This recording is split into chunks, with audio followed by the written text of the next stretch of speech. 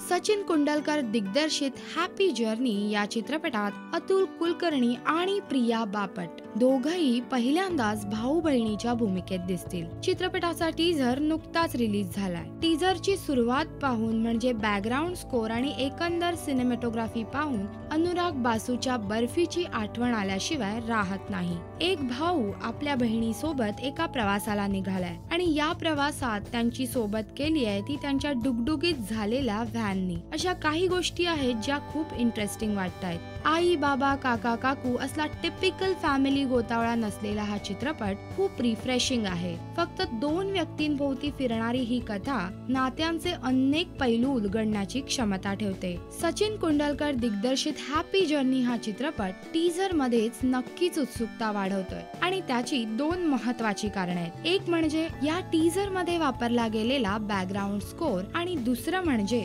Teaser मधूनच कथेबाबतची निर्माण होणारी उत्सुकता। टीझर नंतर आता चित्रपटाचा ट्रेलर कसा असेल याबाबत तर उत्सुकता नक्कीच आहे आणि शिवाय बऱ्यापैकी चित्रपटाचं शूटिंग गोव्यासारख्या निसर्गरम्य ठिकाणी पार पडलंय, त्यामुळे तेही नयनसुख इथे असेलच। चित्रपटाचा टीझर तुम्हाला कसा वाटला आम्हाला नक्की कळवा।